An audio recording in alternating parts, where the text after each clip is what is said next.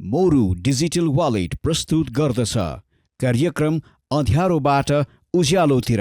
Banking साझेदार NMB bank, रङ्ग साझेदार जस्मिन पेन्ट्स, उडान साझेदार बुद्ध एयर, पहिरन साझेदार श्रेष्ठ टेलरिङ, नौरा प्राकृतिक साबुन, साथमा कामना सेवा विकास ब्याङ्क। कामना सेवा विकास ब्याङ्कको विशिष्ट बचत खाता, नेपालको पहिलो डोर स्टेप ब्याङ्किङ सुविधा।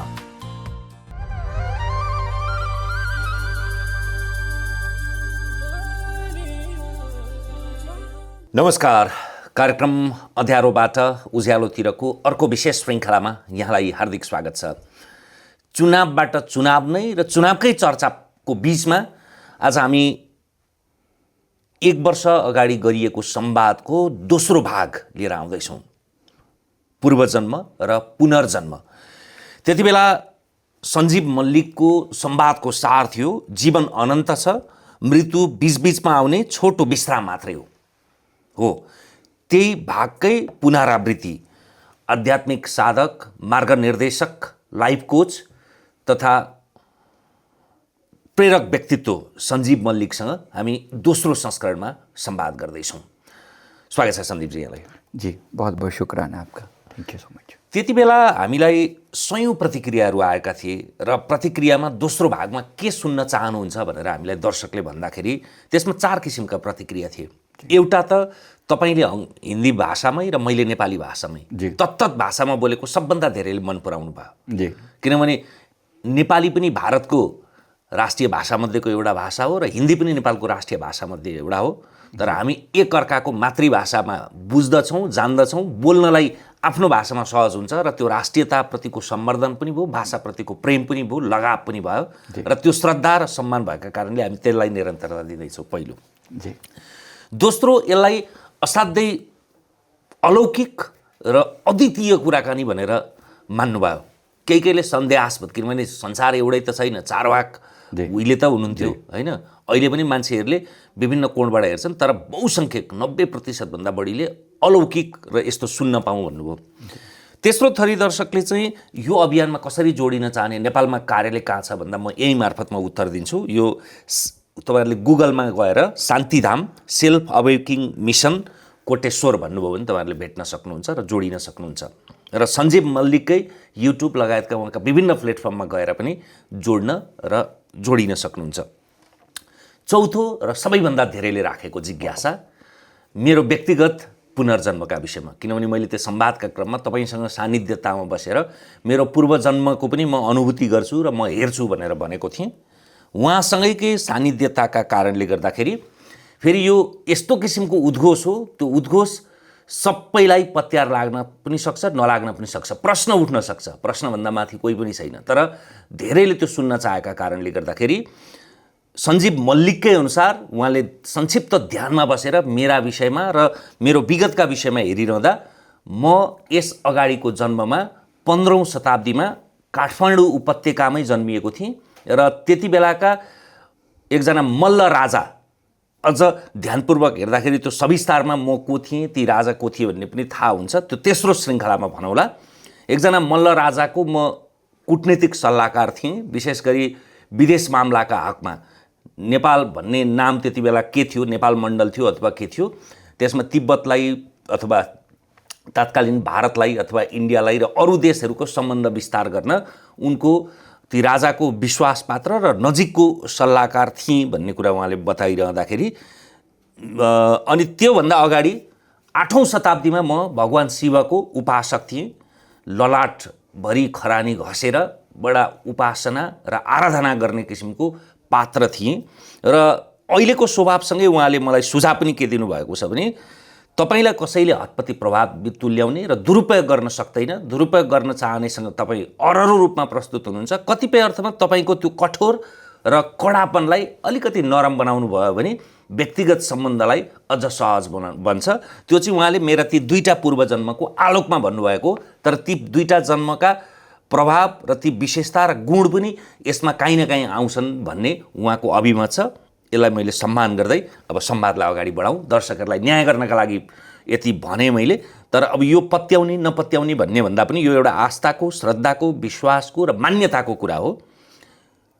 पूर्वजन्म किन थाहा पाउने, त्यसले थाहा पाउँदा के हुन्छ? ल मैले थाहा पाएँ, त्यो मलाई के भयो त लाभ? जब आप अपने पूर्व जन्म को देखते हैं तो सबसे पहला फ़ायदा क्या होता है? सबसे बड़ी बात जो है कि आप अपनी लाइफ के प्रति रिस्पॉन्सिबल हो जाते हो, जिम्मेवार हो जाते हो कि हम किसी को दोष नहीं दे सकते। यानी कि एक आम इंसान क्या सोचता है कि मेरे जीवन में अगर मैं दुखी हूँ, कहीं ना कहीं भगवान ने कुछ किया है या भाग्य ने कुछ किया है या मेरे नक्षत्र या मेरे ग्रह ऐसे हैं जिसकी वजह से मैं दुखी हूँ या मैं परेशान हूँ। तो पूर्व जन्म का मतलब ये है कि मेरी जिम्मेवारी, मैं अगर आज खराब हूँ तो मेरे ही कर्म है, अगर मैं अच्छा हूँ तो मेरी ही कर्म है। तो पहली चीज़ जो आती है वो है जिम्मेवारी। दूसरी चीज़ जो आती है, आप रिस्पॉन्सिबिलिटी और बढ़ जाती है, बिकॉज जब तक आप दोष दे रहे हो आप सुधर नहीं सकते। आप यहाँ पर अवेकनिंग की यात्रा शुरू करते हो। आप ये बोलते हो कि मैं और ज़्यादा जागरूक होकर करूँ क्योंकि पहले मैं ये गलतियाँ कर चुका हूँ, तो आप उन गलतियों को सुधारना शुरू कर देते हो। तीसरी बात, आप अपनी कैपेबिलिटीज़ को जानने लगते हो। अगर आपको ये पता चलता है कि पूर्व जन्म में आप एक अच्छे राइटर थे फॉर एग्जांपल, तो आप उस चीज़ को जानकर आज अपने प्रेजेंट को और बेटर कर सकते हो। जैसे मैंने आपको थोड़ा सा आपके बारे में आइडिया दिया, आप ऑलरेडी अपने बारे में बहुत कुछ जानते हैं, बट कहीं ना कहीं एक डॉट्स कनेक्ट होते हैं। एक थोड़ी सी नॉलेज से मैं ये जान सकता हूँ कि मैं क्या था। दर्शकलाई साँची राखेर मलाई अझै पनि सुझाव दिनु नि त, मेरा ती दुईटा 8औं र 15औं शताब्दीको मेरो पूर्वजन्म हेरिसके पश्चात। जी, मैं थोड़ा एक्सप्लेन करता हूँ। जो आपने अभी बताया, बहुत खूबसूरती से आपने बताया। मैं हालांकि बहुत ज़्यादा तो नहीं देख पाया, मैं इसलिए आपको थोड़ा संक्षेप में ही बता रहा हूँ, शॉर्ट में बता रहा हूँ, क्योंकि थोड़ा टाइम ही मिल पाया था हमें, नहीं तो जितना मैं था उतना बता रहा हूँ। तो इसमें मैंने जो देखा कि आप उस समय के जो राजा थे, 15वीं सेंचुरी के जो नेपाल के राजा थे, वहाँ पर आप उनके पर्सनल एडवाइज़र थे और बहुत क्लोज थे उनके। बड़े बड़े डिसीजन में वो आपको साथ रखते थे और आप उनके जैसे कूटनीतिक सलाहकार जैसे होता है, हर चीज़ में दूसरे जो राज्य थे उनके साथ कैसे रिलेशन मेंटेन करके चलना है, और विशेष रूप से जो बड़े डिसीजन लेने होते हैं, राज्य का एक्सपेंशन कैसे करना है, ये सारी चीज़ों में आप उनके सलाह दिया करते थे। यहाँ तक कि मिलिट्री इत्यादि की जो गाइडेंस थी वो भी, कि कहाँ से कौन सी चाल कैसे चलनी चाहिए, किस तरीके से चीज़ों को करना चाहिए कि हमारा एक्सपेंशन हो और चीज़ें बेटर हों, दूसरे देशों के साथ व्यापार समझौते इत्यादि। मतलब ये सारी चीज़ों में एडवाइस का मतलब ये सारी बातें आती हैं। मुझे लगा कि आपकी कैपेबिलिटी इतनी डायनेमिक थी, जो ट्रस्ट का लेवल था वो इतना बेहतरीन था, और आपकी जो मैनेजमेंट कैपेबिलिटी थी, यानी एक टास्क अगर आपको दिया, the king use to trust in a way कि आपको अगर काम दिया तो मतलब आपको काम दिया तो डेफिनेटली आपको उनकी जगह पर काउंट किया जाता था कि अगर आप कहीं जा रहे हैं, मतलब आप उनके रिप्रेजेंटेटिव बन के जा रहे हैं, तो are doing it at your best level. तो वो आपका one of the best birth था जो मैंने देखा। ऑल्दो इमीडिएट नहीं था, क्योंकि बहुत लोग ये भी पूछना चाहेंगे कि इमीडिएटली पीछे आप क्या आते, मैं नहीं देख पाया, प्रेजेंटली नहीं देख पाया। कभी होगा तो मैं आपको वो भी देख के बताऊँ। 15औं शताब्दीको मात्रै, त्यो त्यस पछाडिका पनि मेरा जन्महरू हुन सक्थे हैन? जी जी। तो उसके बाद भी डेफिनेटली आपका जन्म हुआ होगा, क्योंकि उसके बाद तो बीच में एक 5-6 वर्ष थियो, बहुत सारा टाइम पीरियड भी रहा है, तो वो भी आपने जरूर रहा होगा, लेकिन वो मैं अभी नहीं देख पाया। आपकी करंट कैपेबिलिटी से जो मैच करता हुआ जन्म है वो हमने अभी देखा। और फिर दूसरी जो बात कनेक्ट की कि लॉर्ड शिवा से आपका जो कनेक्शन था वो 8th सेंचुरी में, मैंने आपको बताया कि वो जो था वो एक बेहतरीन जन्म था। उसमें आप बिल्कुल एकदम जो सन्यासी वाली प्रवृत्ति में थे, पूरा राख से वो जो लगाते हैं, भभूत टाइप का लगाते हैं, और एकदम डीपली बैठकर आप साधना किया करते थे। That was something. आपका जो व्यक्तित्व था इतना डायनेमिक उस समय मैंने देखा, इट वाज समथिंग मार्वलस। मतलब बहुत ही पावरफुल और पर्सनैलिटी के रूप में मैंने आपको देखा। एंड आई रियली अप्रिशिएट कि आप प्रेजेंटली भी उन सारी कैपेबिलिटीज़ का कॉम्बो है। मतलब मुझे लगा कि और भी अगर हम देखेंगे तो शायद आपके व्यक्तित्व के और भी पार्ट्स हम उभर के देख पाएंगे। मैले गर्नुपर्ने सुधार चाहिँ, सुझाव मलाई जी, आपके लिए सुझाव वाला जो पार्ट था वो था कि आप डिसिप्लिन के मामले में बहुत ज़्यादा स्ट्रिक्ट थे, इतनी ज़्यादा कि sometimes it affects the personal relations as well. तो वहाँ एक सुधार की गुंजाइश थी।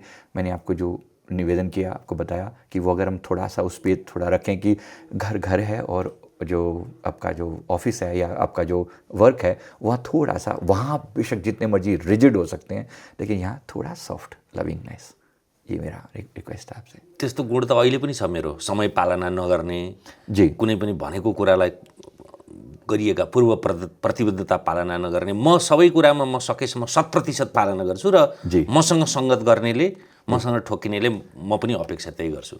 जी, ये बहुत ही अच्छा है, मतलब आपकी जो ये कैपेबिलिटी है ये वाली, और टाइमिंग और ओवरऑल जो मैनेजमेंट कैपेबिलिटी है, one of the best capability that you have, and I think you are executing at its best level. जो आप कर रहे हैं बहुत बेहतरीन ढंग से कर रहे हैं। और साथ में अगर आप, मैंने साधना के बारे में आपको थोड़ा सा ये भी कहा कि अगर आप थोड़ा सा मेडिटेशन करके और एडवाइस फॉलो करेंगे तो आपकी जो थर्ड आई है, जो सिक्स्थ सेंस है, जो कनेक्ट करती है लॉर्ड शिवा के साथ, वो आपको और पावरफुल इंट्यूशन दे सकती है, जिससे आप करंट लाइफ में जो अभी नेपाल में जैसे हो रहा है, मे बी आप जैन जी को बहुत अच्छे लेवल पर गाइड कर सकते हैं। ये मेरा एडवाइस था। यो व्यक्तिगत कुरा सार्वजनिक रूपमा भन्नुहुन्थ्यो, हुँदैन थियो, तर राडीमा सातु मुछ्दै नमुच्नु, मुछेपछि खाना नगिनाउनु भने जस्तो यसका विषयमा बहुसङ्ख्यक दर्शकले चासो र आग्रह गरेका कारणले हामीले यति कुरा चाहिँ उद्घोष गऱ्यौँ। जेनजीको प्रसङ्ग आइरहेको थियो। अहिलेको नेपालको जेनजी विद्रोहलाई तपाईँ भारतमा रहे पनि, संसार डुलिरहे पनि हेरिरहन सक्नुहुन्छ होइन। बङ्गलादेशको एउटा नतिजा आछ, श्रीलङ्कामा पनि एक किसिमको विद्रोह भयो, संसारभरि नै अहिले अरब स्प्रिङ, त्योभन्दा अगाडिको ट्युनिसियाको तपाईँ कलर रिभोल्युसनदेखि परिवर्तन आइरहेका छन्। काहीँ न काहीँ युवा पुस्ता त्यसमा अगाडि छ, उनीहरूमा अधैर्य छ, जुझारुपन छ, जोस छ, जाँगर छ, रूपान्तरण गरौँ भन्ने छ, तर काहीँ न काहीँ फेरि अररोपन चाहिँ छ, काहीँ न काहीँ अलिक भड्किलोपन पनि छ। उनीहरूका लागि चाहिँ साधनाले के काम गर्न सक्छ? मेरा देखो, ये बहुत पावरफुल है एक्चुअली। जैन जी के पास इतनी ज़बरदस्त शक्ति है, ताकत है, अगर थोड़ी सी अपनी एनर्जी को चैनलाइज करें और सही डायरेक्शन में भेजें तो ये जैन जी बहुत गजब का काम कर सकता है। जैसे आपने भी बोला, अधीरपन है, जल्दबाजी बहुत है। अभी मैं रास्ते में देख रहा था कि अपनी ही संसद को जला डाला, उस बड़ी बड़ी बिल्डिंग जली हुई देखी तो बड़ा दुख हुआ कि अपने ही देश को एक मिसगाइड होने की वजह से अपने ही देश को जला रहे हैं, अपने देश का नुकसान कर रहे हैं।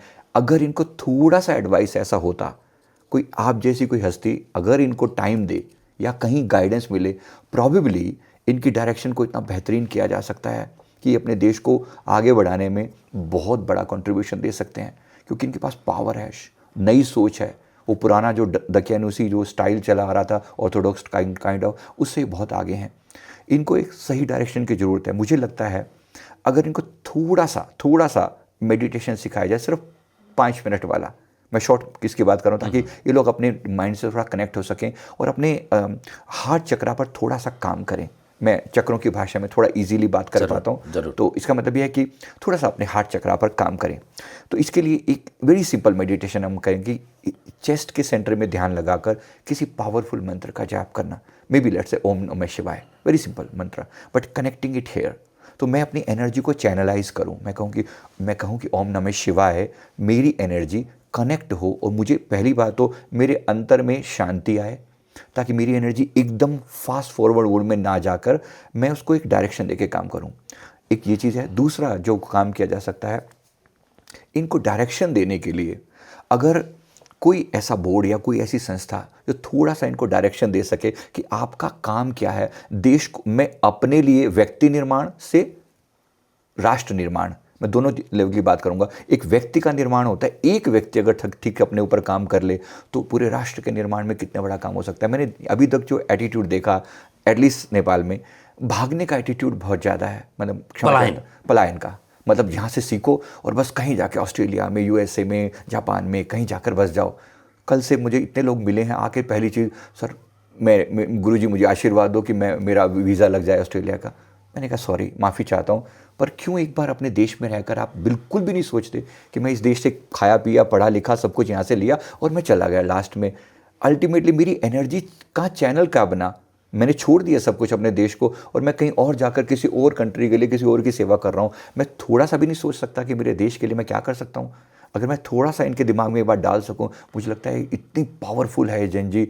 इनको अगर सही डायरेक्शन मिले जाए, और ये डायरेक्शन का तरीका ये है, मुझे लगता है कि एनर्जी को सही डायरेक्शन देने की ज़रूरत है। थोड़ा सा अगर ये 5 मिनट का भी मेडिटेशन कर लें, जिसमें अगर ओम नमः शिवाय की चैंटिंग करके, मैं बेसिक से अथवा आफ्नो आफ्नो आस्था, अपने अपनी आस्था जो भी हो, अगर ओम नमः शिवाय नहीं तो कोई और कर ले, जो आपको ठीक लगता है। मेन ओम मकसद मणे है पद्मे हो भने पनि भयो, Whatever. जुन आस्था, जुन विश्वास, जिसका जो भी तर विश्वास। श्रद्धापूर्वक अनहद चक्रमा, हृदय चक्र, हृदय चक्र, डेफिनेटली।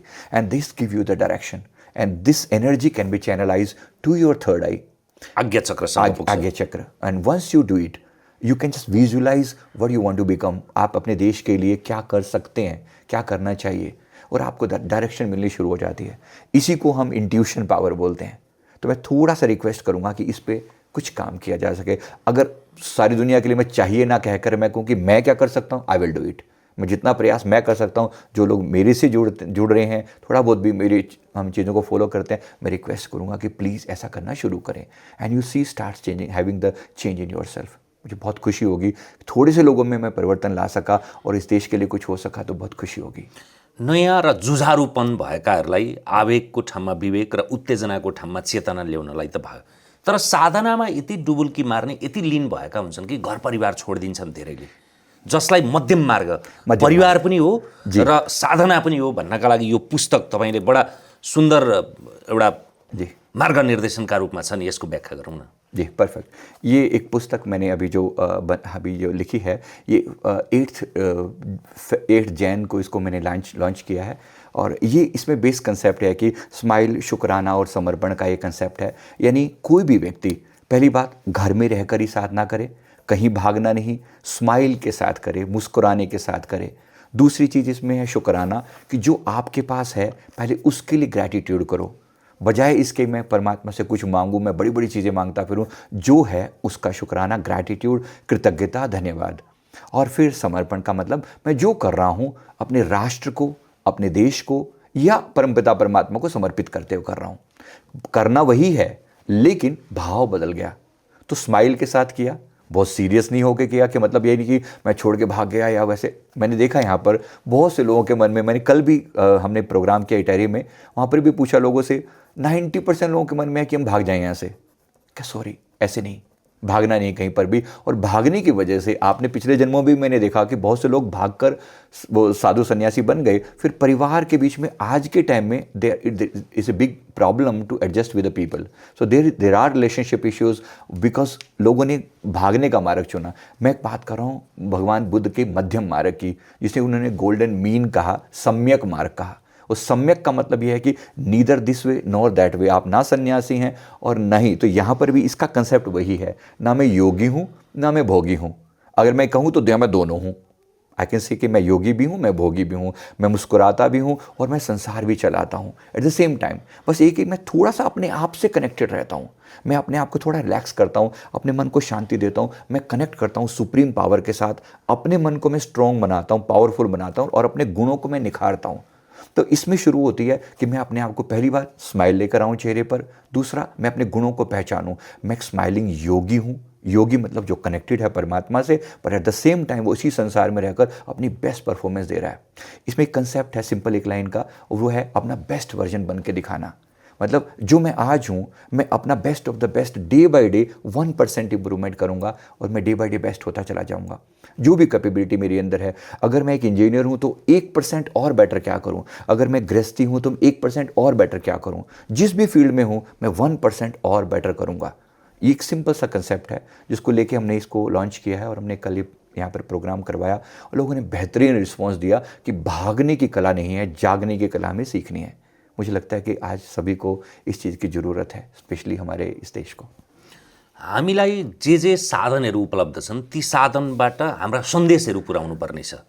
कुनै बेला पुस्तक साधन थियो होला, त्योभन्दा अगाडि सूत्रबद्ध मन्त्र एउटा साधन थियो होला, आज डिजिटल डिभाइस साधन छ। तपाईले सञ्जीव मल्लिक भनेको एउटा पात्र होइन, एउटा सन्देश सम्भाग हो होइन। यस्तो सन्देश जसले शान्तिको सन्देश दिन्छ, जसले प्रेमको, जसले करुणाको, जसले आनन्दको होइन, जसले उत्तेजनाको होइन, जसले चाहिँ एक प्रकारले एउटा स्निग्ध शान्त र सौम्यताको प्रतीक दिन्छ। र त्यो मार्फत उहिले भनिएको थियो कलियुगे सङ्घे युगे, आजको युग भनेको सङ्घको युग हो। त्यो सङ्घ अहिले युट्युब मार्फत, फेसबुक मार्फत, सोसल मिडियाबाट जोडिएको छ, जहाँ कृतिमा नै सफलता कायम गर्नुभएको छ। तपाईँलाई बधाई। जी, बहुत बहुत शुक्रिया आपका। बहुत बहुत शुक्रिया। मुझे लगता है कि सब लोग ऐसा कर सकते हैं। एक एक व्यक्ति के अंदर इतना पोटेंशियल है। मैं इसी जैन जी की बात कर रहा हूँ और सुबह मैं कह रहा था काश इनमें थोड़ा सा लोगों को इतनी समझ होती कि ये अपनी एनर्जी को चैनलाइज करके अगर नॉलेज ही बांटना शुरू कर देते। अभी कितने लोग रील्स बना कर भी तो they are making it as a lifestyle as well as their earning style. बेहतरीन है, बेहतरीन है, वाई नॉट। क्यों मैं अपनी लाइफ को बिना बात पे तोड़ फोड़ की तरफ लेकर जा रहा हूँ। मैं अपने देश को कनेक्ट भी तो कर सकता हूँ, मैं अपने देश की महिमा भी तो फैला सकता हूँ। अपने देश की, नेपाल के बारे में कितनी बढ़िया इमेज बन सकती है अगर मैं कहता हूँ ऐसे 10 अच्छे यूट्यूबर भी क्रिएट हो जाएं। मैं नहीं कह रहा हूँ कि बहुत बड़े बड़े काम हम कर सकते हैं, लेकिन थोड़े से लोग अपने देश का इंप्रेशन कितना बेहतर कर सकते हैं दुनिया के ऊपर, और ये सभी को करना चाहिए। मैं ऐसा निवेदन करूंगा। हर बंदी में इतनी कैपेबिलिटी है। मैंने भी अपना जब पास्ट लाइफ देखा तो मुझे, इससे पहले मैंने बुक्स नहीं लिखी थी, मैंने अपना पास्ट देखा, मेरे को पता लगा कि मैं एक राइटर था किसी जीवन में। तब से मैंने बुक्स पर काम करना शुरू किया, अपनी कैपेबिलिटी को और जाना, ये भी एक पार्ट है। Now by grace of God this is my 13th book published. So इससे पहले 12 बुक अच्छे लेवल पर गई हैं और कर्मों के कीर्ति ने बहुत कीर्तिमान स्थापित किए हैं। तो मैं बहुत खुशी है। मैं प्रार्थना करूंगा सब लोग अपनी उस कैपेबिलिटी को इसी प्रकार उभार कर सामने लेकर आएं। युट्युबको कीर्तिमान सङ्ख्या ठुलो कुरा होइन, तर सङ्ख्या पनि महत्त्वपूर्ण हो। त्यो हरेक सङ्ख्याभित्र हरेक मान्छेहरू छन् नि त, हरेक मनहरू छन्, हरेक आत्माहरू छन्। कति पुग्यो? आप नंबर जो कह रहे हैं, अभी हमने रिसेंटली जो है वो 100 करोड़ का आंकड़ा हमारे व्यूज़ पे मैंने देखा। हमारे 5 चैनल्स हैं, उस सबका व्यूज़ का जो काउंट देखा हमने, तो 100 करोड़ क्रॉस किया हमने रिसेंट। तो इसके लिए हमने बहुत जो एफर्ट डाला, पूरी टीम ने जो काम किया, एक एक बंदे लिए। हमने जब कंसेप्ट जब लॉन्च किया था तब मैं बिल्कुल अकेला था। मुझे लगता है कि ये हम सब की जर्नी, जो भी किसी अच्छे लेवल पर बैठे होंगे ना, वो इंडिविजुअल जर्नी होती है। And but you make a team, फिर आप अपने लोगों के साथ काम करते हो। आज मेरे पास करीब 40 लोगों की टीम है जो इंडिया में और बाकी जगहों पर सब मिलकर काम करते हैं, और 5000 से ज़्यादा वॉलेंटियर्स हैं जो मिलकर जुड़ते हैं, जिसमें मातृशक्ति का साथ सबसे ज़्यादा है। मैं फीमेल्स की बात कर रहा हूँ, और मैं बहुत नमस्कार करता हूँ कि इनके पास अपार शक्ति है, चैनलाइज नहीं है थोड़ी सी। अगर हम थोड़ी सी डायरेक्शन दें तो मातृशक्ति, हमारी बहनें, माताएँ, बेटियाँ बेहतरीन प्रदर्शन कर सकती हैं। तो इसके लिए जो ग्रुप वर्क हुआ है, इसके लिए आप सभी, आपके जो चैनल के जो व्यूअर्स हैं, मैं सभी से निवेदन करूंगा आप भी अपने अपने लेवल पर ऐसा प्रयास करें और अपनी कैपेबिलिटीज़ को जानने पर काम करें। मानिसको भाग्य जी केमा निर्भर हुन्छ? कसरी ऊ मान्छेको चाहिँ सबै कुरा भाग्यलाई दोष दिन्छ अथवा आशीर्वाद दिन्छ? राम्रो भयो भने पनि भाग्यलाई र नराम्रो भयो भने पनि भाग्यलाई। भाग्य चाहिँ के कुराले निर्धारण हुन्छ? आप जिसको भाग्य कह रहे हैं, वास्तव में आपके पुराने कर्मों की श्रृंखला का वो एक हिस्सा है। आज हम कह रहे हैं कि मेरे साथ ऐसा हुआ, मेरे भाग्य में लिखा हुआ था तो मेरा जन्म अच्छी जगह पर हुआ, या मेरे भाग्य में लिखा हुआ था तो मुझे ऐसे माता पिता मिले, मेरे भाग्य में था तो मेरा जन्म इस देश में हुआ। मेरा ये मानना है, मैंने जो देखा अपने पास्ट लाइफ की श्रृंखला में, जो भाग्य है वो हमारी ही अपनी पास्ट लाइफ की जर्नी का अगला प्रोसेस है। वरना परमात्मा हमारे एक व्यक्ति के भाग्य में बुरा क्यों लिखेगा? As a father, if I am the father, मान लो मेरे 4 बच्चे हैं, मैं किसी एक बच्चे को नफरत करूंगा या एक बच्चे से बहुत ज़्यादा प्यार करूंगा, इसके भाग्य में मैं कुछ अच्छा लिख दूंगा, इसके मैं बुरा लिखूंगा। एज ए फादर मैं नहीं कर सकता, तो वो सुप्रीम फादर ऐसा कैसे कर सकता है? ओनली थिंग इज कि एक चाइल्ड जिद्दी है, मानता ही नहीं बात को। अब वो अपना भाग्य खुद ही खराब कर ले, परमात्मा उसके लाइफ में थोड़े चैलेंज ज़्यादा लिख ले। किसी में कैपेबिलिटी थोड़ी कम है, उसके लिए हो सकता है चैलेंजेस ज़्यादा ना दिए जाएं। तो मुझे लगता है जिसको आप भाग्य को खराब या दोष देकर कह रहे हो, वो अपनी ही कर्मा है। यहाँ पर इसमें एक लाइन है जिसको मैं बोलता हूँ, आई am the architect of my life. मैं अपने जीवन का निर्माता खुद हूँ, और अगर मैं निर्माता हूँ तो मैं जो लिखूंगा वही होगा। मैं जानता हूँ कुछ कंडीशंस ऐसी हैं जो मैंने पहले की हुई थी, जिसकी वजह से आज मेरे जीवन में कुछ कंडीशंस हैं जिसको मैं चेंज नहीं कर सकता, लेकिन कुछ हैं जिसमें मैं बदल सकता हूँ। मैं नहीं, अपने माता पिता को नहीं बदल सकता, मैं अपने जिस स्थान पर मैं पैदा हुआ है मैं उसे नहीं बदल सकता, जो मैंने एजुकेशन लिया उसको मैं नहीं बदल सकता, लेकिन अब मैं जो आगे बढ़ सकता हूँ उसको मैं डेफिनेटली बदल सकता हूँ। यहाँ से मैं अपना भाग्य लिखना शुरू करता हूँ, और मुझे लगता है हार्डवर्क और सही डायरेक्शन एक ऐसा मीडियम है जिसके द्वारा अपने भाग्य को डेफिनेटली बदला जा सकता है। आजको वर्तमान जे हो त्यो वर्तमानको जग चाहिँ हिजो इतिहास हो, होइन? हिजो तपाईँले जे गर्नुभएको थियो पूर्व जन्महरूमा, त्यसकै परिणाम र दुष्परिणाम चाहिँ तपाईँले यस जन्ममा भोग्नै पर्छ। जी, कुछ कर्म ऐसे होते हैं जो पुराने जन्मों के बिल्कुल सॉलिड कर्म होते हैं, उसको आप चेंज नहीं कर सकते, उसको भुगतना ही पड़ता है।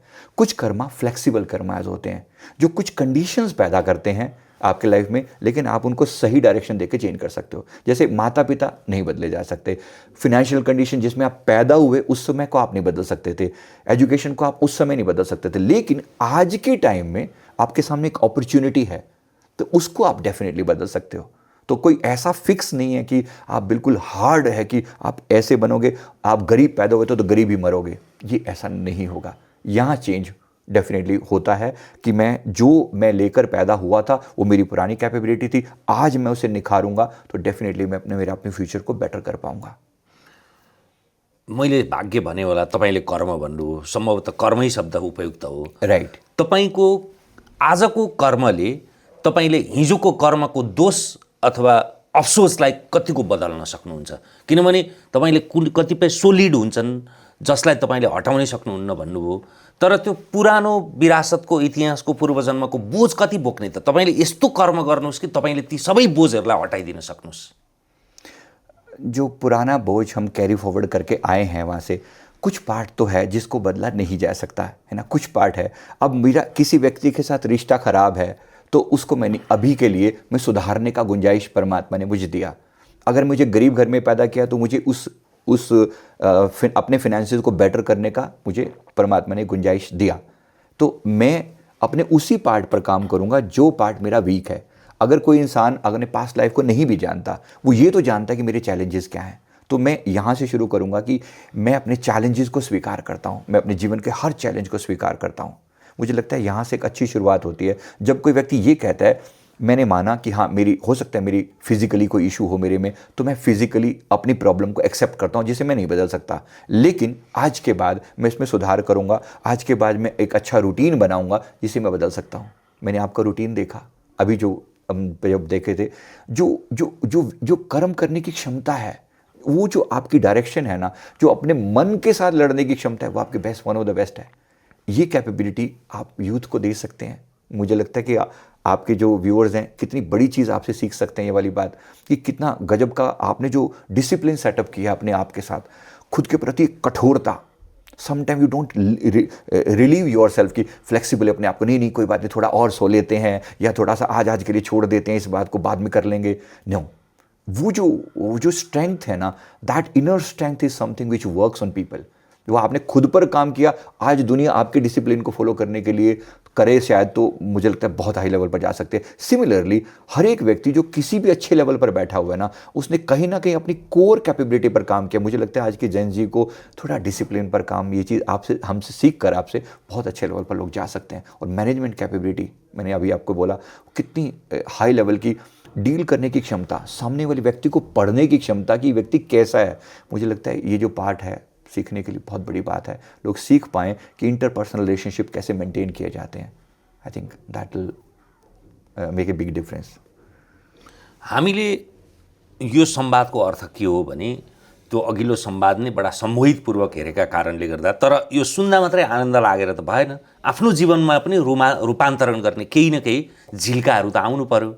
त्यसैले हामीले यो जन्ममा यहाँ जन्म लियौँ, जन्म लिए पश्चात चाहिँ कस्ता कस्ता कर्म गऱ्यौँ भने चाहिँ त्यसका पुराना कुराहरूलाई हामी पखाल्न सक्छौँ। जो हामीले गर्नै पर्नेछ, जानै पर्नेछ, तर त्यो नजानुपर्ने बाटो थियो भने त्यसलाई कसरी पखाल्न सक्छौँ? पास्ट लाइफ के कौन से कर्मों को आप शिफ्ट कर सकते हैं, राइट। तो इसमें दो टाइप के कर्म मैंने कहे, एक रिजिड कर्म होते हैं जिनको बदलना पॉसिबल नहीं है, और दूसरे वो कर्म हैं जिनको मैं आज बदल सकता हूँ। मेरी कुछ कंडीशन है जिन्हें मैं बदल सकता हूँ। उसको बदलने का तरीका क्या है? पहली बात, अगर मैं जैसे कोई व्यक्ति अगर 5 टाइप की प्रॉब्लम मेनली हम लेके चलते हैं, relationship issues, financial issues, physical health, mental health and spiritual progress. अगर मैं इन 5 एस्पेक्ट को लेके चलूँ, किसी व्यक्ति की फिजिकली हेल्थ ख़राब है, वो अपने शरीर का अच्छे से केयर करे तो वो अपने उस कर्म से बाहर आ सकता है। हेल्थ हो सकता है शुरू से ख़राब रही हो, लेकिन अगर कोई व्यक्ति डेली प्राणायाम करता है, डेली मेडिटेशन करता है, डेली अपने फिजिकल हेल्थ का एक्सरसाइज करता है, तो कहीं ना कहीं वो कर्म सुधार होगा, राइट। तो उसमें एक चेंज आपको दिखाई पड़ेगा अगर आप उस चीज़ में अगर आप अपने उस पार्ट को रिकॉग्नाइज कर लेते हो कि मेरी ये प्रॉब्लम है और इसमें मैं ये चेंज लेकर आना चाहता हूँ, है ना। सिमिलरली मनी वाइज, तो इसको मेरे तरफ से एडवाइस है। यहाँ पर एक चीज़ मैंने कंसेप्ट दिया है जिसको कहते हैं, जिसको बोला जा रहा है कि स्माइलिंग बॉडी। स्माइलिंग बॉडी का मतलब मैं अपने पूरे शरीर का शुक्राना करूं कि मेरा पूरा शरीर मेरे लिए कितना काम करता है। Some part of the body we just ignore, because of that I feel कि हमारी बॉडी के सर्टन पार्ट में कोई बीमारी पैदा होती है क्योंकि हमने इग्नोर किया उस पार्ट को। तो एक सिंपली एक बॉडी लव मेडिटेशन हम करते हैं जिससे शरीर के प्रति शुक्राना करना, ग्रैटिट्यूड पे करना कि मेरा हार्ट के प्रति ग्रैटिट्यूड, मेरी सांसों के प्रति ग्रैटिट्यूड, मेरी बॉडी, मेरी आंखों के प्रति ग्रैटिट्यूड। तो बॉडी को आपने सम्मान दिया, रिस्पेक्ट दिया। मेरा ख्याल है कि जो बॉडी को दिया हुआ रिस्पेक्ट, एक दिन बॉडी आपको रिस्पेक्ट देती है and it keeps on working. एक पार्ट ये। दूसरा, अपने माइंड के लिए मेरी डिसीजन मेकिंग पावर, अगर मैं उस पर थोड़ा सा काम करूं, मेरी डिसीजन मेकिंग पावर, मेरा माइंड जो लॉजिकल सोचता है, मेरा माइंड जो प्लानिंग करता है, तो इस पार्ट पर अगर मैं थोड़ा सा काम करूं तो मेरा माइंड भी स्माइल करेगा। मतलब मैंने स्माइलिंग बॉडी कहा, स्माइलिंग माइंड कहा, फिर स्माइलिंग हार्ट पर बात किया। स्माइलिंग हार्ट का मतलब होगा कि मैं अपने इमोशंस को समझ पाऊँ कि मेरी इमोशन की डायरेक्शन क्या है। भले ही मेरे पूर्व जन्म के कर्म क्या रहे हों, उसकी वजह से आज जैसे कोई व्यक्ति मान लो कि उसके मन में नेगेटिव थॉट्स बहुत आते हैं, डिप्रेसिव थॉट बहुत आते हैं। अगर मैं अपने मन को थोड़ा समझना शुरू कर दूं और अपने मन को पॉजिटिव अफर्मेशन देना शुरू कर दूं तो मन चेंज होगा, डेफिनेटली चेंज होगा।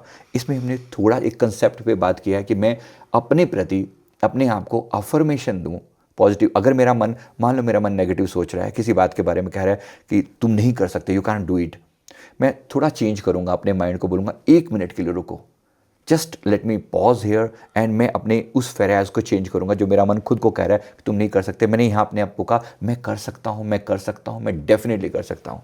और मेरा मन, मैं तुम्हारा शुक्राना करता हूँ कि तुमने मुझे पॉजिटिव सोच दी।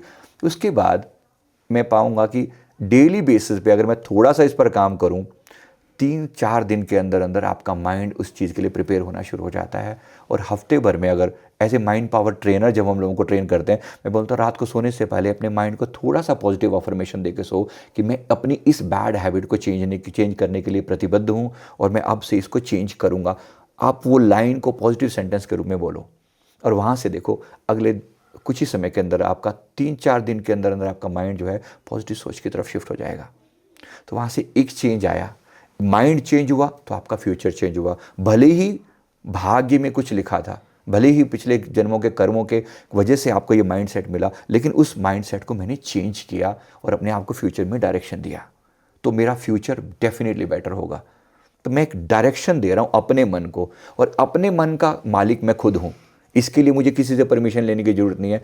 तो I am working on my body, working on my mind, working on my heart and working on my relationship. At the same time money wise में मैं कहूँ तो बहुत से लोगों के मन में होता है कि मतलब मेरी ज़िंदगी में पैसा इतना लिखा ही नहीं है तो मैं क्या करूँ। तो मैं यहाँ पर थोड़ा सा रिक्वेस्ट करूँगा, यहाँ से शुरू करेंगे। I am a money magnet, कि मनी को खींचने की पावर मेरी आत्मा के अंदर है। वाई नॉट, हर एक व्यक्ति के अंदर कैपेबिलिटी है। इसी हमारे नेपाल में ही मैंने देखा कि एक रिच से रिच लोग भी हैं, इतने रिच कि पैसा अबंडेंस में है, और एकदम गरीब से गरीब बिल्कुल वो भी है। कहीं ना कहीं इसके माइंड में कुछ तो इशू है ना, कि अपनी सोच उससे लेवल से बढ़ा ही नहीं पा रहा, उसके लिए 2 वक्त का खाना ही सब कुछ है। तो वहाँ एक व्यक्ति थोड़ी सी सोच अपनी बदल ले, खासतौर पे हमारा जैन जी जो है ना, विशेष रूप से अगर यहाँ पर अपना चेंज लेकर आए कि मेरे अंदर इनफाइनाइट पोटेंशियल है कमाने का, why not, I can earn, I have all my capabilities to earn. तो मैं वहाँ से माइंड सेट चेंज करना शुरू करता हूँ। डेली अपने आप को सही अफर्मेशन दिया, मन को डायरेक्शन मिला, उसको हम मैनिफेस्ट होगा आपकी लाइफ में। ऐसी ऐसी अपॉर्चुनिटी आनी शुरू हो जाएंगी कि आप उनको अगर सही ढंग से यूज़ करें तो आप जीवन में हर चीज़ को पा सकते हैं। त्यही दिन, त्यही समय, त्यही घडी, त्यही पला, त्यही ठाउँमा जन्मिनु र अर्को ठाउँमा जन्मिनु के फरक पार्छ? हमारे पास्ट लाइफ की जो हमारे एक्शंस होते हैं उसके बेसिस पे, आपने कहा कि एक ही समय पर ये समय, ये स्थान, अगर मैं इसके बजाय अगर डिफरेंट जगह पर जन्म लेता तो क्या चेंज होता है ना। इसके पीछे जो बेस है, इसके जो फाउंडेशन है वो ये कि अगर कोई व्यक्ति अपने इस चीज़ पे मेरा कोई कंट्रोल नहीं है कि मैं कहाँ जन्म हुआ, है ना। मेरा मेन कंट्रोल किस बात पे है, मैंने क्या कर्म मैं कर सकता हूँ। अगर किसी व्यक्ति को अपने कर्मों पर कंट्रोल है तो ये भी कंट्रोल मतलब अगर मैं ये भी डिसाइड कर सकता हूँ कि मेरा अगला जन्म कब होगा। मैंने लास्ट टाइम आपके जो डिस्कशन किया था, हमने उस समय में ये भी कहा था कि जो सोल कॉन्ट्रैक्ट होता है, हमारी आत्मा का एक कॉन्ट्रैक्ट होता है जिसमें हम ये डिसाइड करते हैं कि मेरा अगला जन्म किस जगह पर होगा, किस स्थान पर होगा, किस परिस्थितियों में होगा। ये जो डिसीजन होता है ये भी हमारी आत्मा का डिसीजन होता है। ये भी कोई हमें फोर्स नहीं करता कि तुम यहीं जन्मोगे।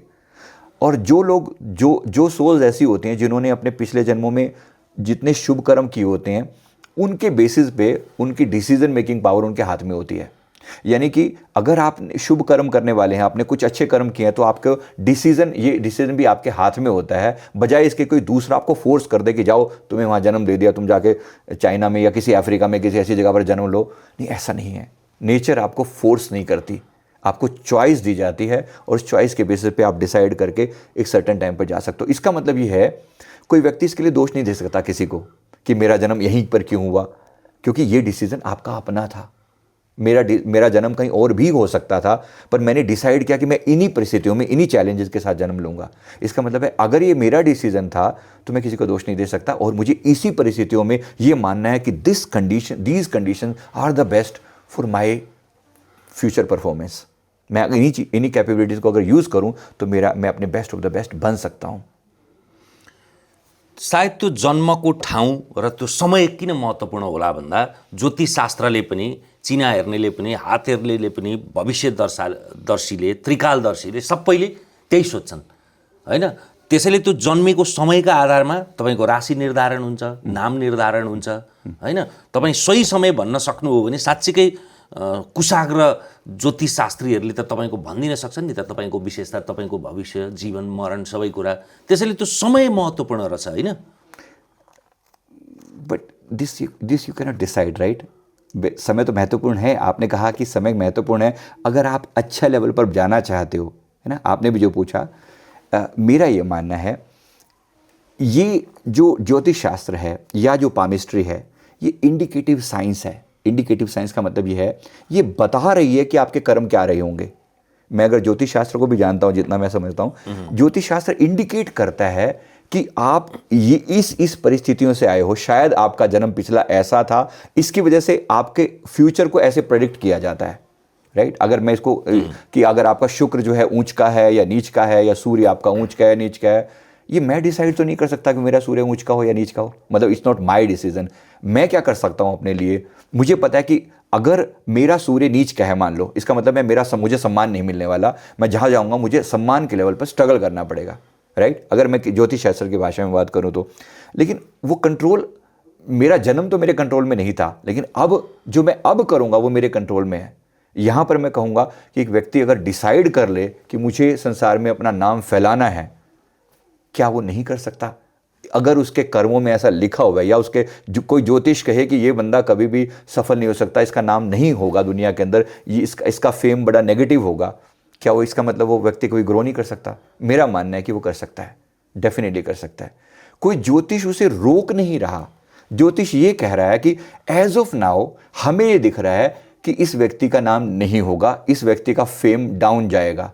पर अगर ये व्यक्ति अपने शुभ कर्मों से अपने उस कर्मों को वो बदल सकता है। मेरा ये मानना है कि सारी जो साइंस है ये इंडिकेटिव साइंस है। मतलब ये इनिशियली प्रेडिक्ट कर रही है, पर ये डिसाइड करके फोर्स नहीं कर रही कि आप ऐसा ही करोगे, आप बदल सकते हो।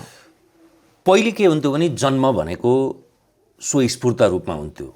महिलालाई प्रसव वेदना हुन्थ्यो, त्यस पछाडि जन्म हुन्थ्यो, र त्यो जन्म ग्रह, क्षेत्र, नक्षत्र, घडी, पला सबैको कुराहरू सायद मिल्थ्यो होला।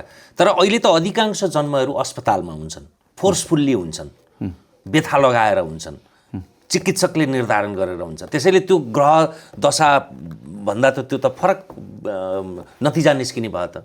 राइट, आप उस पर डिसीजन नहीं ले सकते उस बेसिस पे।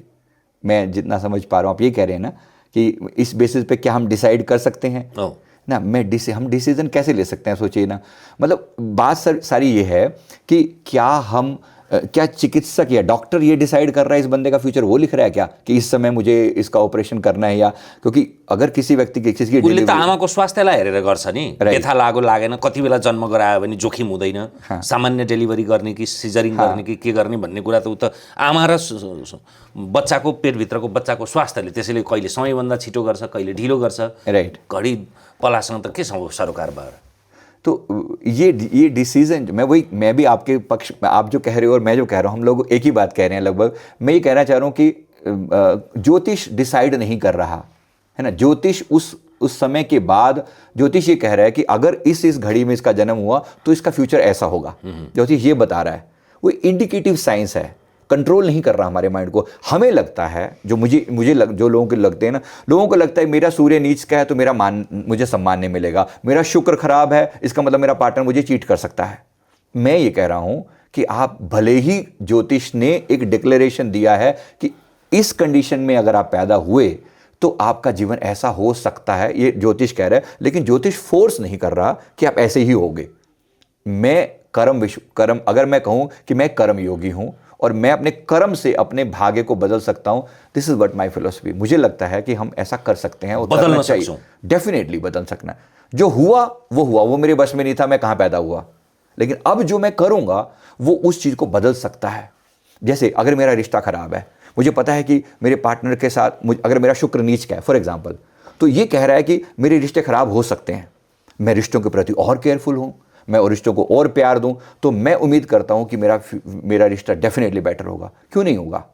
मेरा विश्वास इस बात पर है, कर्म प्रधान विश्व रच राखा, जो जस करें सो तस फल चाका। मेरा विश्वास कर्म बेस्ड है कि कर्म को अगर मैं स्ट्रॉन्ग बनाता हूं तो मैं ज्योतिष की जो भाग्य रेखा है वो भी बदली जा सकती है। दार्शनिकहरू भन्ने गर्छन् जीवन त्यस्तो पुस्तक हो जुन पुस्तकको पहिलो गाता र अन्तिम गाता छैन, बीचका पृष्ठहरू आजको जीवन हो, पहिलो गाता जन्म हो भने अंतिम गाता मृत्यु हो।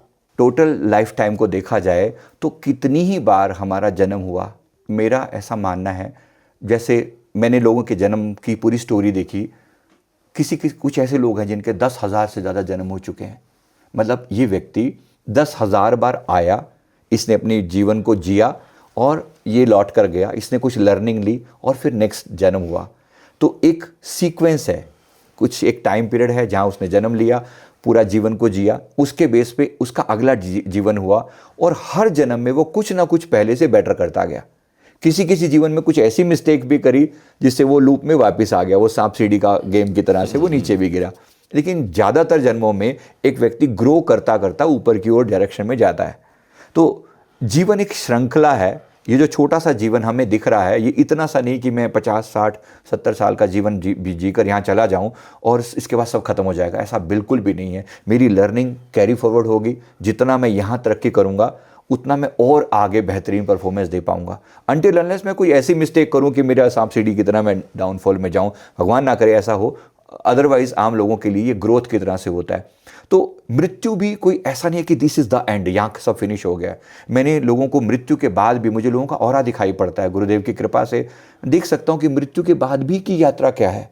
तो लोग मृत्यु के बाद भी वो, जैसे अभी हमने बात करी कि आपका पिछले जन्म की बात करी, अन्य लोगों का भी हम पास देखते हैं तो व्यक्ति कहीं गया थोड़ी है, सिर्फ सोल ने अपना ट्रांजिशन किया और वो डिफरेंट लेवल पर आज अपना काम कर रही है।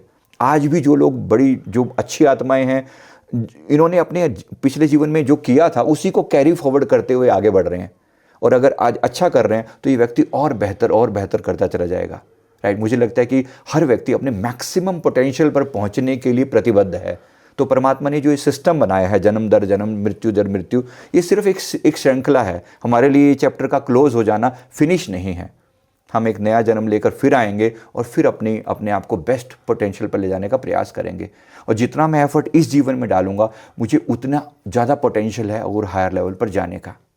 यदि मृत्यु अब सम्भावित छ र मृत्यु पछाडि जीवन छ भन्ने बुझ्यो भने मान्छे मृत्युबाट यति भयभीत हुँदैन, हैन, यति तर्सिँदैन। जी बिल्कुल जो डर है वो खत्म हो जाएगा। अगर ये बात समझ आ जाए कि मुझे दोबारा जन्म लेना है, मुझे दोबारा आना है, तो ये तो एक श्रृंखला चले आ रही है और हम सुनते आ रहे हैं, हमने श्रीमद् भागवत गीता भी पढ़ी है, तो बार बार जा रहे हैं कि जन्म मरण तो ये खेल की तरह से चलता रहता है। जो व्यक्ति इस बात को थोड़ा जान लेता है, वो अपने इस जीवन को बेस्ट ऑफ द बेस्ट बनाकर जीने का प्रयास करता है। फिर वो यही जानता है कि ये बात यहाँ फिनिश नहीं हो रही है, क्योंकि मैंने बहुत लोगों को जैसे ईसाई हैं या जो मुस्लिम हैं, वो ये मानता है कि जीवन फिनिश है, इसके बाद उसके बाद अगला जन्म होगा ही नहीं, या फिर क़यामत तक वेट करनी पड़ेगी। मुझे लगता है कि सनातन इस मामले में बहुत हमें क्लियर पिक्चर देता है, जो अभी हमने डिस्कशन किया। और क्योंकि वो पिक्चर क्लियर है कि इसका मतलब है कि मुझे दोबारा अगर आना है तो अब से मैं इस जीवन से मैं क्या बेटर करना चाहूँगा, मैं आज उस जीवन के बीज यहाँ डाल सकता हूँ। अगर मैं चाहता हूँ कि मुझे अगले जीवन में एक महान व्यक्तित्व के रूप में जन्म लेना है, तो मुझे बीज आज डालने पड़ेंगे। क्या मैं आज महान होने के लिए प्रयास कर रहा हूँ? डेफिनेटली। अगर आज एक व्यक्ति प्रयास कर रहा है, कल को वो जरूर उस लेवल पर प्रयास महान बन के पैदा होगा। मैंने शाहरुख खान का पिछला जन्म देखा, साधना बोस के रूप में जो उनका पिछला जन्म हुआ था, वो अपने मैक्सिमम पोटेंशियल पर नहीं पहुंच पाए उस समय में, लेकिन मृत्यु हुई। मृत्यु के बाद अगला जो जन्म हुआ, इस जीवन में बॉलीवुड के किंग खान कहे जाते हैं। क्या किया? उस सोल वही है, आत्मा वही है, लेकिन उस जीवन में वो मैक्सिमम अपने पोटेंशियल पर नहीं पहुंच पाए, जितनी उसमें कैपेबिलिटी थी, उतना फेम नहीं मिला। उसी कंसेप्ट को लेकर वो आत्मा मरी और दोबारा जन्म हुआ, तो आज एक महान, मतलब एक अच्छी बॉलीवुड सेलिब्रिटी के रूप में आज वो। त्यस्ता केही चर्चित पात्रहरूको तपाईँले पूर्वजन्म हेर्दाखेरि को कस्ता थिए? मैंने योगी आदित्यनाथ जी का पूर्व जन्म देखा। इनका पूर्व जन्म में इनके मैंने 7-8 पास्ट लाइफ देखे। तो आज जो योगी आदित्यनाथ जी का आज का जो जन्म है, आपने सभी ने जानते ही हैं, कोई कहने की ज़रूरत नहीं है मुझे, लेकिन आज की कैपेबिलिटी को कभी मैं मैच करके देखता हूँ तो एक जीवन में ये सन्यासी रह चुके हैं, ऐसे ही सन्यासी साधु के रूप में इनको मैंने देखा। एक जीवन में ये एक गुप्तचर बोलते हैं ना हम लोग, क्या बोलते हैं इसे, हाँ गुप्तचर, तो गुप्तचर रह चुके हैं। ये पाटलिपुत्र के समय का टाइम की बात है ये, तो वहाँ पर गुप्तचर रह चुके हैं। ये एक जीवन में ये एक ऑलरेडी एक किंग रह चुके हैं। ये लगभग अब से 1800 साल पहले की बात है। ऐसे मैंने बहुत सारे इनके जन्मों की एक सीक्वेंस देखी। एक मठ के आधीश जो इस जीवन में भी हैं, मैंने इस देखा कि आज ये व्यक्तित्व जो है ना, ये अपने उन सारे जन्मों के कॉम्बिनेशन का एक फाइनल फॉर्म है। मैंने मोदी जी का पास्ट लाइफ की पूरी हिस्ट्री देखी, और पास्ट लाइफ की हिस्ट्री में मैंने इनको देखा कि किसी समय में सनातन धर्म की रक्षा करने के लिए इन्होंने एक बड़ा कंट्रीब्यूशन दिया। जब ये गुजरात, उस समय भी वो जो एरिया था गुजरात का ही था, और फिर हमें पता लगा कि इस समय में गुजरात के वो चीफ मिनिस्टर है, और बाद में आज तो पीएम हैं ही सही। तो उनकी वो यात्रा देखी। फिर इनका पास में ये देखा कि ये जैसे आपका मैंने देखा एम्बेसडर वाला जो टाइप का था ना, ये एम्बेसडर वाला जन्म ये भी ले चुके हैं इस टाइप का, जहाँ दूसरे देश को में जाकर रिश्ते ठीक करने का। और मुझे लगता है कि आज वो अपनी उस पावर का बाखूबी यूज़ कर रहे हैं, मतलब बाकी देशों के साथ रिश्ता कैसे बेटर करना है, that power of dealing with the people, the power of the diplomatic power of dealing with people and power of dealing with the Nations. तो वो जो कैपेबिलिटी है, वो फुल फ्लैश कैपेबिलिटी लेकर आए हैं। और एट द सेम टाइम संन्यास भी, भाव भी वही कि भाई मुझे देश के लिए सर्व करना है, तो सन्यासी के रूप में इनको देखा। ऐसे इनका जन्म देखा तो एक बेहतरीन रूप में आज अपनी वो सारे जन्मों का बेस्ट कॉम्बिनेशन लेकर आज वो अपने परफॉर्मेंस दे रहे हैं। तो इन दो का देखा मैंने। इसके अलावा मैंने बॉलीवुड सेलिब्रिटीज़ में खासतौर पे शाहरुख खान का मैंने अक्षय कुमार का पास्ट लाइफ देखा। अक्षय कुमार के पास्ट लाइफ में मैंने देखा कि ये बंदा जो आज डिसिप्लिन के पीछे इतना वो करता है, he has been actually a dancer, बहुत बेहतरीन डांसर रह चुके हैं फीमेल फॉर्म में। इनका जन्म एक लगभग 12th सेंचुरी में हुआ था। फीमेल फॉर्म में डांसर थे, और इन्होंने अपनी उस समय जैसे राज नर्तकी टाइप का एक वर्ड होता है, तो नर्तकी टाइप उन्होंने वो किया हुआ है। एक बहुत अच्छे स्टेज परफॉर्मर पहले रह चुके हैं, और अलग अलग टाइम पीरियड में रह चुके हैं। मुझे सारी चीज़ें तो याद नहीं है, लेकिन जो मेरे मोटा मोटा मैं बता रहा हूँ, तो ये एक व्यक्ति आज जो मैं दिख रहा है, उन सारे जन्मों के कॉम्बिनेशन को मैं उनके रूप में वहाँ पर देख पा रहा हूँ। 3-4 जन्म तो यही याद है। अरू पात्र को इनके अलावा मैंने सुशांत सिंह राजपूत जो चले गए, उनका मैंने पास देखा। सन्यासी रहे हैं वो, इतनी डीप लेवल के सन्यासी, इतने हाई लेवल के सन्यासी थे वो। लास्ट में जो उनके साथ, मतलब उनकी जो सोल थी, इतनी हाई मैच्योर सोल थी। इस शरीर के अंदर वो अपनी जो ड्यूटीज़ थी वो मतलब जिस पोटेंशियल पर वो पहुँचे, थोड़े ही टाइम में उतना फेम उन्होंने हासिल किया। स्पेशली जब उन्होंने वो कोहली के ऊपर जो फिल्म करी, तो धोनी के ऊपर जो फिल्म करी, तो वो जो इतना फेम हासिल किया, लेकिन एक टाइम पर जाकर वो इस बॉडी के लिए, मतलब जो आसपास में षड्यंत्रकारी लोग थे जिन्होंने थोड़ा उनको मिसलीड किया, और बाद में वो उन्होंने अपने आप को फिनिश कर लिया। ऐसा कहते हैं, मेरे हिसाब से फिनिश नहीं किया, उन्हें मारा गया है, मेरी ऑब्जर्वेशन है। But he has been a great saint. वो एक संत के रूप में रह चुके हैं, वो एक महान व्यक्ति, स्टेज परफॉर्मर भी रह चुके हैं। आज हम और अब उनकी आत्मा आगे की यात्रा पर है, और अगर आगे उनका जन्म हुआ, मुझे अभी नहीं पता, लेकिन वो एक बहुत अच्छे, बहुत पावरफुल गाइड के रूप में आएंगे और इस दुनिया को डायरेक्शन देने के लिए आएंगे। ऐसा मैंने इनका SSR का जन्म देखा, सुशांत सिंह राजपूत जी का। नेपालको चाहिँ कसैको थाहा छ, हेर्नु भएको छ? मैंने नहीं, और नहीं देखा, इसके अलावा नहीं। यहाँ मैंने इंडिविजुअल लोगों के बहुत देखे हैं, मतलब ऐसे किसी चर्चित पात्र के नहीं, इससे ज़्यादा नहीं देखे। तपाईँले केही बेरको, केही मिनटको साधनाबाट पनि तेस्रो नेत्र खोल्न सकिन्छ, त्यो सङ्गत गरियो भने भन्नुहुन्छ नि, त्यो त्यति सजिलो छ? डेली अगर कोई व्यक्ति आधा घंटा भी कर लेना, तो अपने थर्ड आई में इंट्यूशन पावर को बढ़ाया जा सकता है। अगर ज़्यादा कुछ नहीं भी आता, मैं 2-3 छोटी एक्सरसाइज बता देता हूँ, शायद समझ में आएगी। अगर किसी व्यक्ति को अपने थर्ड आई को खोलना है, उसे क्या करना चाहिए? सबसे पहले अपने नीचे के चक्रों को ठीक करें। जैसे बहुत से लोगों का मूलाधार चक्र गड़बड़ होता है। मूलाधार चक्र गड़बड़ होगा तो वो डर होगा, उसमें फियर बहुत होगा। जो व्यक्ति खुद डरा हुआ है, उसकी थर्ड आई ना ही खुले तो अच्छा है, क्योंकि डरे हुए व्यक्ति का अगर वो कुछ करेगा ना, नुकसान करेगा।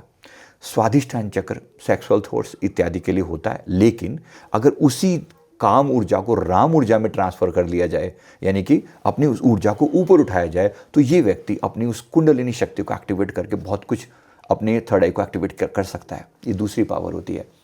तीसरा जो मैंने स्टेप बताऊंगा, अगर किसी ने अपने चक्रों को थोड़ा सा भी काम करे, मैं डेली बेस पे अगर कहूँ तो 20 मिनट डेली करे, लेकिन लगभग 40 डेज तक करे, तो ऐसा करने से कुछ समय के अंदर थर्ड आई में वाइब्रेशन चालू हो जाएगी। पहले नीचे के चक्रों को ठीक करे और फिर यहाँ पर कुछ एक्सरसाइज करे। 2 एक्सरसाइज बताता हूँ छोटी छोटी। एक एक्सरसाइज पहली जो है, यहाँ पर इमेजिन करना कि यहाँ पर एक आँख है और उस आँख की ब्रीदिंग, वो आँख खुल रही है और बंद हो रही है, खुल रही है और बंद हो रही है। जैसे मैं श्वास ले रहा हूँ तो श्वास और आँख दोनों कनेक्ट हो रही हैं। मतलब श्वास इनहेल किया तो वो आँख खुली, और श्वास एक्सहेल किया, छोड़ा, तो श्वास आँख बंद हुई। कोई व्यक्ति ये वाली एक्सरसाइज केवल 5 मिनट कर ले। आपके जो व्यूअर्स देख रहे हैं, मैं निवेदन करूँगा एक बार प्लीज़ करके देखिए, आपको बहुत आनंद आएगा। पहली बात, यहाँ वाइब्रेशन चालू हो जाएगी। कुछ समय के अंदर यहाँ पे लाइट आपको दिखनी शुरू हो जाएगी। सिर्फ आधा घंटा बोल रहा हूँ, ज़्यादा नहीं। सुबह का टाइम इसके लिए बेस्ट है अगर किया जा सके तो। और इसी जगह पर ध्यान लगाकर अगर आप साथ में भगवान शिव का ध्यान कर सकें तो और अच्छी बात है, क्योंकि थर्ड आई के जो लीडर हैं, मास्टर हैं, सुप्रीम हैं, वो भगवान शिव हैं। तो उनका ध्यान करना, मतलब उनकी मूर्त को देखना या शिवलिंग के दर्शन करके बैठना आपको बहुत पावर देगा। इससे आपकी थर्ड आई खुलने लगती है। तो जिस पावर से मैंने आपको बताया कि कुछ चीज़ें आपकी और आपको देख के पढ़ा जा सकता है, ऐसे ही लोग अपनी पावर को डेवलप कर सकते हैं। थोड़ा सा प्रयास, may be half an hour daily किया जाए तो 40 डेज़ में आपको डिसेंट रिजल्ट आएंगे। इंट्यूशन पावर डेवलप हो जाती है, आपको फ्यूचर में होने वाली घटनाएं पता लग जाती हैं। कुछ मे बी आप जान सकते हो कि आपके पर्सनल लेवल पर क्या हो सकता है और संसार के लेवल पर चीज़ें क्या हो सकती हैं।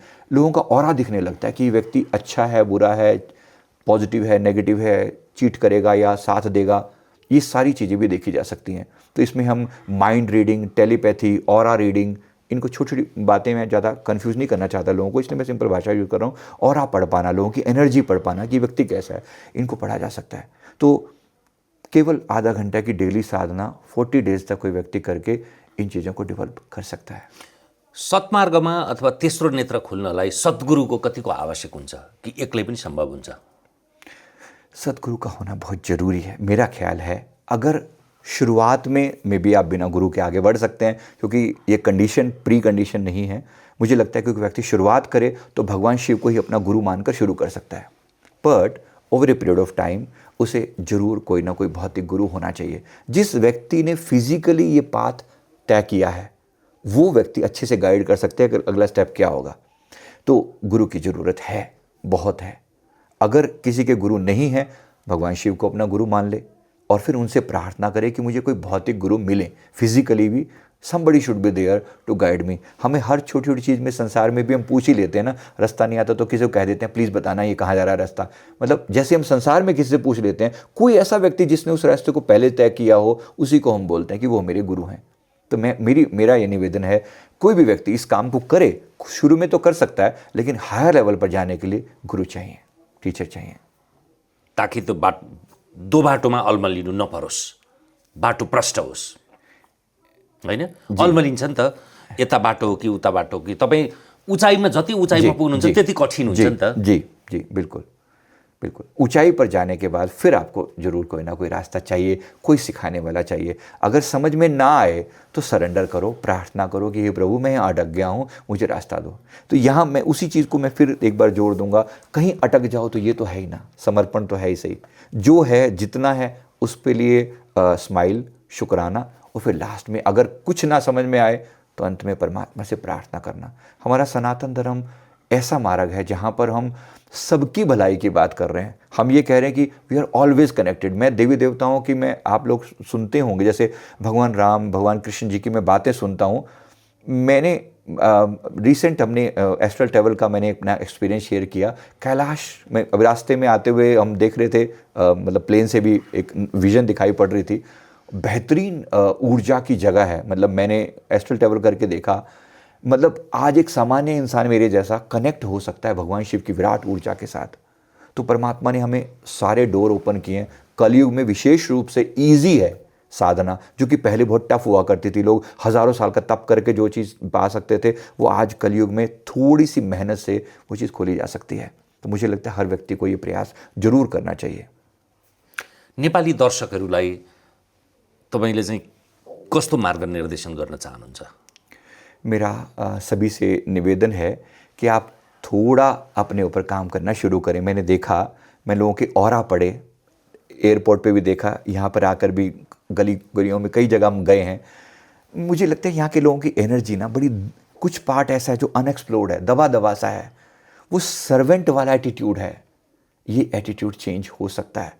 इन लोगों के लिए मेरी प्रार्थना है, पहली बात अपने आप को थोड़ा समय देना शुरू करें। सूर्य उदय के साथ साथ ये जो साल चल रहा है 2026, एक साल जो है ना, ये सूर्य का साल है। अगर कोई व्यक्ति ये चाहें तो अपने आप को सूर्य देव की थोड़ी सी ओम सूर्याय नमः प्रार्थना करा, सूर्य देव को दर्शन करते हुए सुबह थोड़ा सा टाइम अपने आप को दिया। अगर मैं केवल 15 से 20 मिनट भी डेली अपने आप को लगाऊं तो मुझे लगता है नेपाल के लोगों की जो सबसे बड़ी जो कॉन्फिडेंस की कमी है, जो विल पावर की कमी है, जो आत्म जागृति, अपने बारे में जानते कम है, और पलायनवादी जो माइंडसेट है ना, ये चेंज हो सकता है। ये अपने ऊपर काम करे तो इतनी पावरफुल हो सकते हैं।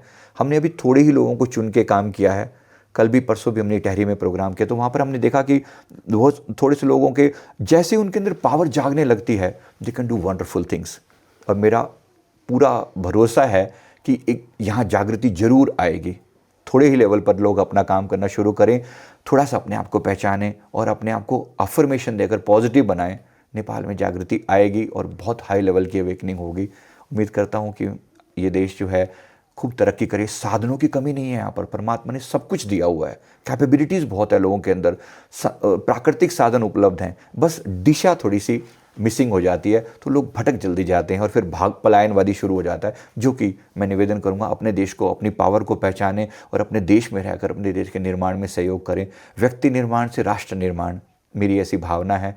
एक दिन जरूर देश तरक्की करे और मेरी ऐसी शुभकामनाएं हैं। हरेक समयमा आफ्नो आफ्नो पुस्ताको महत्त्व हुन्छ। हाम्रो समय यो जेन्जी विद्रोह पश्चात भदौ 23-24 पछाडि जेसुकै कुरामा पनि जेन्जी भनेर जोडेर हेर्ने गरिएको छ। उनीहरूको आवेग होस्, उत्तेजना होस्, विवेक होस्, अथवा जे कुरा होस्, जेन्जीको मुद्दा बोक्ने दललाई जिताउने, जेन्जीले कसलाई बोकेको छ, उनीहरूले भनेको सुशासनको, भ्रष्टाचार विरुद्धको मुद्दा कसले बोकेको छ भनेर मान्छेहरू बडा पर्खिरहेका छन्। ती मतदातालाई तपाईँ के भन्न चाहनुहुन्छ, नेपालका मतदातालाई? मैं निवेदन करूंगा कि आप अपने लेवल पर जो आपका अगर ये क्राइटेरिया क्लियर है कि मुझे किस लेवल पर सेलेक्ट करना है, अपने जो चुनाव होने जा रहे हैं तो चुनाव में मुझे किसको सेलेक्ट करना है।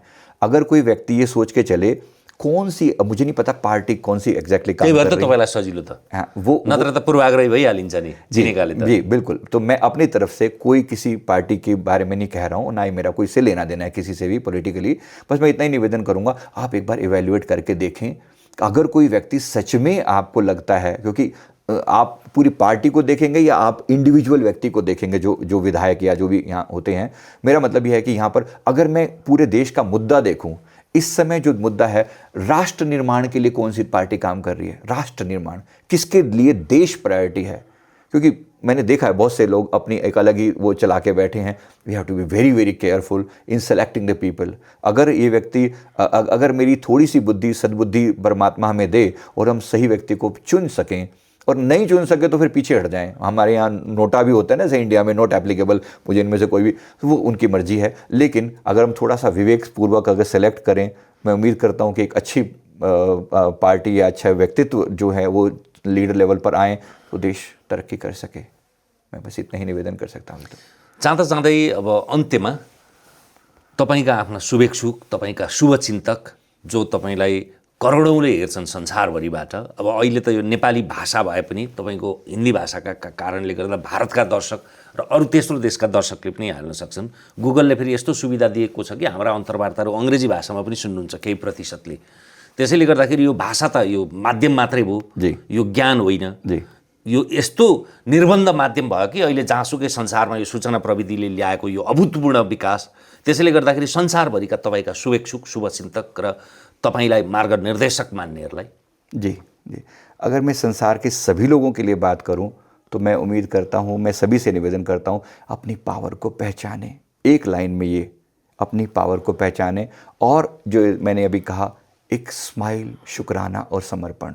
मैं खूबसूरत हूँ, मेरी पावर अनंत है, इनफाइनाइट पोटेंशियल है मेरे अंदर, और अपने इस पोटेंशियल को जानकर पहले मैं अपने जीवन को बेहतरीन बनाऊंगा, और फिर मैं अपने देश के लिए जो कर सकता हूँ मैं ज़रूर करूँगा, समाज के लिए मैं ज़रूर करूँगा।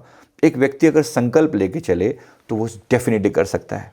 मैं हर एक व्यक्ति से निवेदन करूँगा, जो लोग भी इस पॉडकास्ट को देख रहे हैं, आप जहाँ भी हैं, अपनी आप के लिए अपनी कैपेबिलिटी को भूलिए मत। आप परमपिता परमात्मा की महान संतान हैं, आपके पास इनफाइनाइट पोटेंशियल है।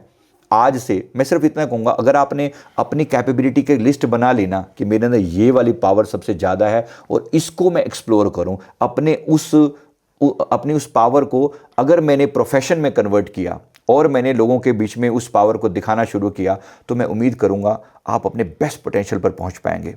एक लाइन में कहूँ तो, I have to become my best version, you have to become your best version. आप अपना बेस्ट वर्जन डेली 1% बेटर करना। जो भी आप कर रहे हैं 1% कल से बेहतर, थोड़ा थोड़ा करते ही एक दिन इतने महान हो जाएंगे। और ये एक दिन का मतलब मैं सालों की बात नहीं कर रहा हूँ। Let's give your self 40 days, 40 दिन के अंदर अंदर आप ट्रांसफॉर्म हो सकते हैं। एक बार अपने ऊपर काम करना शुरू करें। मेरा भरोसा है जो लोग मिलेंगे, जो लोग हमारे जीवन में आएंगे, उनके जीवन में, और मैं एक बार निवेदन करूंगा कि आप जैसी शख्सियत जहां पर मौजूद हो, तो इतनी पावरफुल हस्ती आप कनेक्ट कर पा रहे हैं। अगर आप, जो लोग आपके व्यूअर्स जो देख पा रहे हैं, मैं निवेदन करूंगा आप कनेक्ट करके देखिए और उनको पहचानने का प्रयास कीजिए। अपनी पावर को इनको देखकर जानिए कि एक व्यक्तित्व कितना सिंप्लीफाई रूप फॉर्म में हमें कितना महान ज्ञान दे सकते हैं अपने जीवन के द्वारा। ऐसे प्रत्येक के अंदर इनफाइनाइट पोटेंशियल है। मैं आपसे भी निवेदन करूंगा कि आप प्लीज़ अपने आप को पहचानें, थोड़ा अपने ऊपर काम करें, अपना बेस्ट वर्जन बन के दिखाएं इस जीवन में, और आगे का जीवन तो बेस्ट होगा ही होगा। तो अपने लिए भी जीना है, अपने आप को स्ट्रांग बनाना है, और अपने देश को भी, समाज को भी ऊंचा उठाने का भरपूर प्रयास करना है। पहले मैं जागूंगा और मेरे साथ साथ सारा संसार जागेगा, मेरा दृढ़ विश्वास है। हस्, समय संवाद र तेस्रो भागका लागि अर्को वर्षको निमन्त्रणासहित। जी, बहुत बहुत शुक्रिया आपका। निमंत्रण तीसरे पार्ट में हम और डीप लेवल पर डिस्कशन करेंगे। अगर आप विशेष रूप से कोई टॉपिक चाहते हैं तो हम वो भी कवर कर सकते हैं, और अगर मेरी तरफ से कहें तो मैं ज़रूर आप लोगों को मेरा जो टॉपिक रहेगा, अगर मैं चाहता हूं कि आप अपना जो मैक्सिमम पोटेंशियल पर पहुंचने के लिए हमें क्या करना चाहिए, मैं और ज़्यादा डिटेल में एलैबोरेट कर सकता हूं। आप चाहें तो मैं और डिफरेंट लेवल पर मैं अपने एस्ट्रल लेवल के अनुभव आपके साथ शेयर कर सकता हूँ। मृत्यु के बाद जीवन कैसा होता है वो मैं शेयर कर सकता हूँ, आपकी चॉइस पर मैं छोड़ता हूँ। मैं उम्मीद करता हूँ जो आप लिखेंगे उसके बेसिस पे हम अगला जरुर podcast तपाईँले भने जस्तो मृत्युपछिको जीवन कस्तो हुन्छ, अहिले भएकै जीवनलाई अझ अधिकतम जी र सर्वोत्तम कसरी बनाउन सकिन्छ र अरू त दर्शक दीर्घ उहाँहरूले जे भन्नुहुन्छ कृपया कमेन्टमा के विषयमा तेस्रो भागमा कुराकानी होस् भन्ने चाहनु भएको छ त्यसमा हामी निवेदन गर्नेछौँ। अहिलेलाई समय र संवादका लागि धन्यवाद। बहुत बहुत धन्यवाद। हामीसँग हुनुहुन्थ्यो आध्यात्मिक साधक जो भारतमा रहनुहुन्छ धेरै समय चाहिँ तर संसारभरि डुलिरहनुहुन्छ, सञ्जीव मल्लिक, जसमा यहाँहरूकै आग्रह मुताबिक मेरो पूर्वजन्मको 2वटा अध्यायका पानाहरू उहाँले खोलिदिनु भयो। त्यसप्रति उहाँप्रति नमन गर्दै त्यसमा फेरि आफ्नो वाद प्रतिवाद संवाद र प्रतिरोध जे पनि गर्न पाइयो, किनभने यो खुला संसारमा सबै थोक गर्न पाइन्छ। म चाहिँ त्यो मतलाई त्यो अभिमतलाई विश्वास गर्ने भएका कारणले त्यसले मेरो आफ्नो स्वभावलाई र आजको मैले गरिरहेको कर्मलाई थप परिष्कार र केही मेरो कठोर र कडापनलाई अलि नरमपन बनाउने प्रयत्न गर्दछु। आजलाई अँध्यारोबाट उज्यालोतिरको यो विशेष श्रृङ्खला यति नै। नमस्कार। मोरू डिजिटल वालेट प्रस्तुत गर्दछ कार्यक्रम अँध्यारोबाट उज्यालोतिर। ब्याङ्किङ साझेदार एनएमबी ब्याङ्क, रङ्ग साझेदार जस्मिन पेन्ट्स, उडान साझेदार बुद्ध एयर, पहिरन साझेदार श्रेष्ठ टेलरिङ, नौरा प्राकृतिक साबुन, साथमा कामना सेवा विकास ब्याङ्क। कामना सेवा विकास ब्याङ्कको विशिष्ट बचत खाता, नेपालको पहिलो डोर स्टेप ब्याङ्किङ सुविधा।